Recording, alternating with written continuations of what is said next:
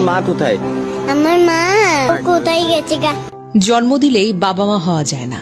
কনকনে শীতের এক রাতে 4 বছর বয়সী আয়েশা এবং তার 2 বছর বয়সী বাক প্রতিবন্ধী ছোট ভাই মোর্শেদ অসুস্থ অবস্থায় রাস্তার পাশে বসেছিলেন, অথচ তাদের বাবা মা যারা জন্ম দিয়েছেন নিঃশব্দে চলে যান, কোনো দায়িত্ব পালন করেননি।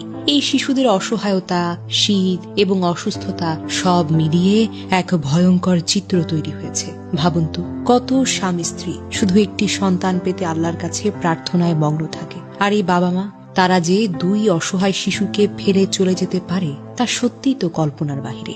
গত 28 ডিসেম্বর সন্ধ্যা আনোয়ারা উপজেলা বারখাইন ইউনিয়নের মাজারটেক এলাকায় সড়কের পাশে কাঁপতে কাঁপতে বসেছিল 2টি ফুটফুটে শিশু। শীতের হিমেল হাওয়ায় তাদের ছোট্ট দেহগুলো কাঁপছিল। কেউ কথা বলতে পারছিল না, শুধু অসহায় চোখে চারিদিকে তাকাচ্ছিল। স্থানীয়রা দেখে প্রথমে বিস্মিত হয়, তারপর হৃদয় ছিন্ন ভিন্ন হয়ে যায়। যখন কথা বলার মতো অবস্থা হলো, আয়েশা বলল তাদের বাড়ি সাতকানিয়া উপজেলার মৌলভীর দোকান এলাকায়। বাবা মা তাদের নিয়ে এসে এক খালার হাতে দিয়ে গেছে, আর সেই খালা তাদের রাস্তায় বসিয়ে চলে গেছে। আসলে মা বাবাই তাদের ফেলে পালিয়ে গেছেন। অসুস্থতা আর ছোট ভাইয়ের প্রতিবন্ধকতাকে বোঝা ভেবে এই পাষাণ দম্পতি রাস্তায় ছেড়ে গেছে। এ কোন বাবা, এ কোন মা?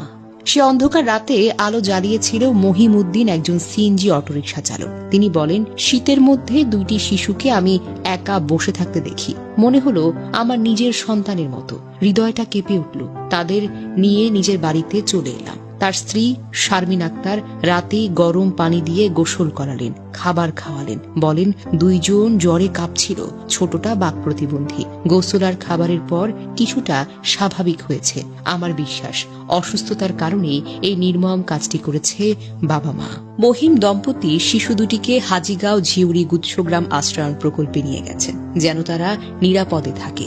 আনোয়ারা থানা পুলিশ মা বাবার পরিচয় শনাক্তে কাজ করছে। ছবি ও তথ্য বিভিন্ন থানায় পাঠানো হয়েছে। উপজেলা নির্বাহী কর্মকর্তা তাহমিনা আক্তার বলেন, শিশু দুটিকে সেফ হোমে পাঠানোর ব্যবস্থা করা হচ্ছে। সমাজসেবা কার্যালয়ের মাধ্যমে তাদের পূর্ণ সুরক্ষা ও চিকিৎসা নিশ্চিত করা হবে।